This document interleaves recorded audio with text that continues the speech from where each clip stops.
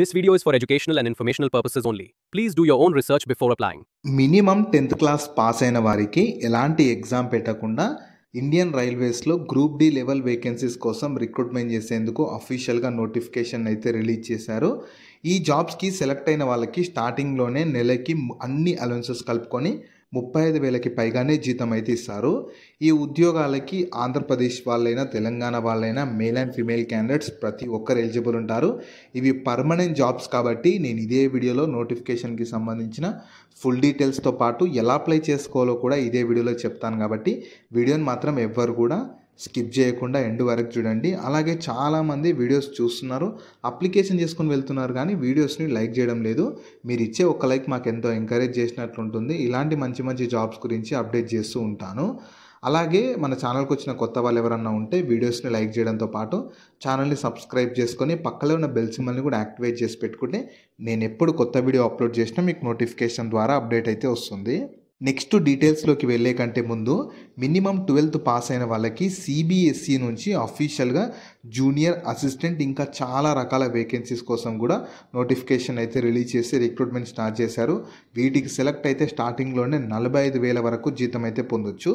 వీటికి కూడా ఆంధ్రప్రదేశ్ అండ్ తెలంగాణ వాళ్ళు అందరూ ఎలిజిబుల్.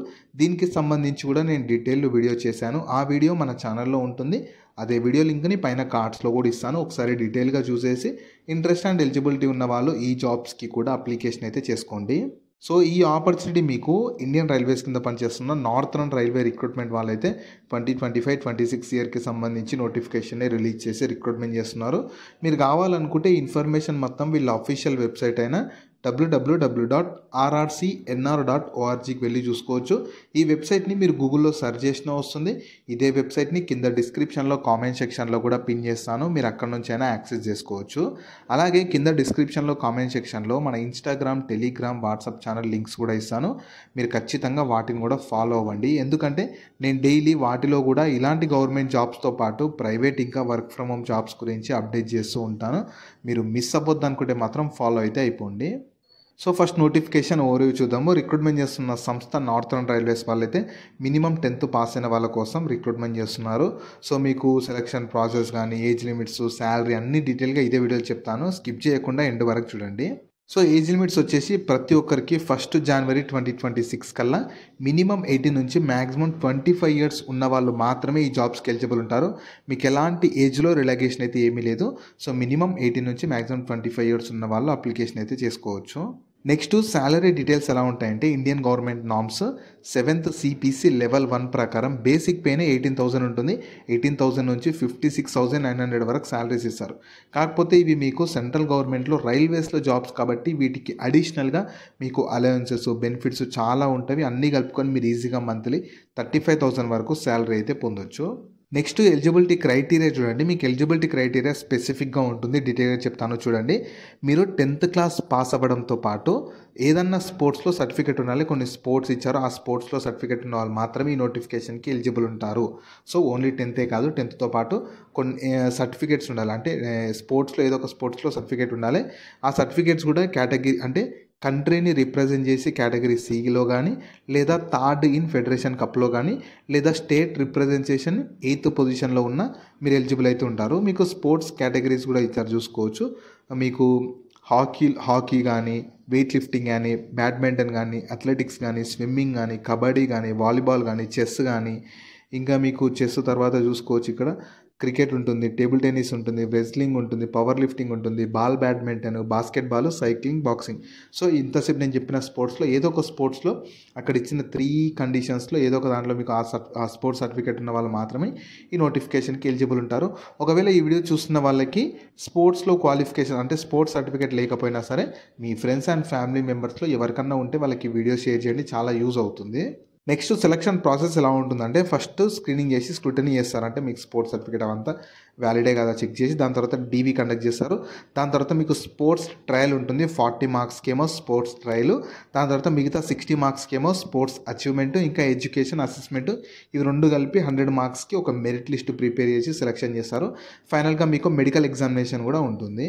అప్లికేషన్ ఫీ కూడా ఛార్జ్ చేస్తున్నారు. అందరికీ ఒకేలా ఉండదు, సేమ్ ఉండదు. First SC ST women EBC వాళ్ళకు 250 రూపీస్ పే చేయాలి. కాకపోతే మీకు రీఫండ్ చేస్తారు. ఈ స్పోర్ట్స్ ట్రయల్కి అటెండ్ అయితే మీకు ఆ 250 కూడా రీఫండ్ చేస్తారు. మిగతా వాళ్ళు ఉంటారు కదా జనరల్ ఓబీసీలో, అది కూడా మెన్ వాళ్ళకైతేనేమో 500 రూపీస్ పే చేయాలి.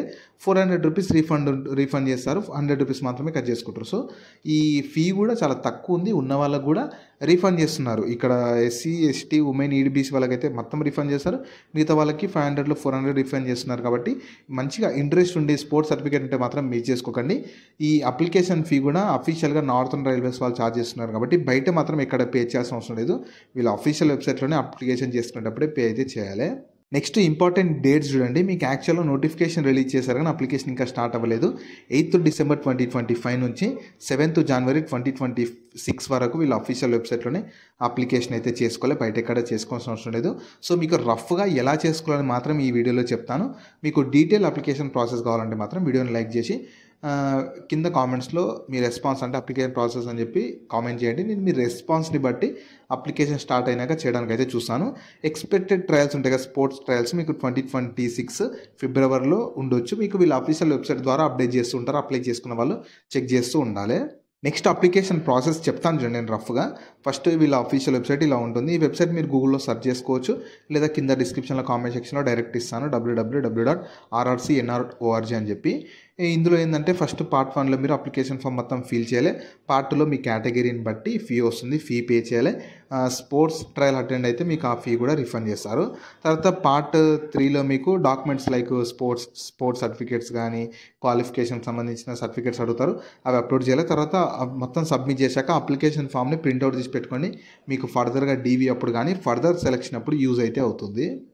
ఇలా స్క్రీన్ మీద కనిపిస్తున్నట్లు ఆర్ఆర్ జాబ్ లింక్ని వీడియో కింద డిస్క్రిప్షన్లో అలాగే కామెంట్ సెక్షన్లో పిన్ చేసా. ఫస్ట్ లింక్ ఓపెన్ చేస్తే ఇలా వెబ్సైట్ ఓపెన్ అవుతుంది. అందులో జాబ్ ఫుల్ డీటెయిల్స్ ఉంటాయి. చూసాక కిందకి స్క్రోల్ చేస్తే నోటిఫికేషన్ PDF ఉంటుంది. దాన్ని డౌన్లోడ్ చేసుకొని డీటెయిల్స్ అన్ని చెక్ చేశాక కిందనే అప్లై లింక్ ఉంటుంది. దానిపైన క్లిక్ చేస్తే cnr.org అని చెప్పి వీళ్ళ అఫీషియల్ వెబ్సైట్ ఓపెన్ అవుతుంది. కిందకి స్క్రోల్ చేయాలి. ఇందులో కిందకి స్క్రోల్ చేసి ఇక్కడ లింక్స్ ఉంటాయి. మీకు ఇంకా అంటే నోటిఫికేషన్ లింక్ అయితే క్లిక్ హియర్ ఫర్ నోటిఫికేషన్ మీద క్లిక్ చేయొచ్చు. మీరు కైండ్ అటెన్షన్ ఎంప్లాయ్మెంట్ నోటిఫికేషన్ మీకు ఈ sports person against to sports quota ఉంది గ్రూప్ డి లెవెల్ వేకెన్సీస్ కోసం. సో నోటిఫికేషన్ మాత్రమే రిలీజ్ చేశారు. మీకు అప్లికేషన్ స్టార్ట్ అయినాక ఇలా వస్తుంది click here for online application అని చెప్పి. అప్లికేషన్ ఇంకా స్టార్ట్ అవ్వలేదు కాబట్టి లింక్ అనేది యాక్టివేట్ అవ్వలేదు. 8th రోజు మీకు లింక్ అనేది యాక్టివేట్ అవుతుంది.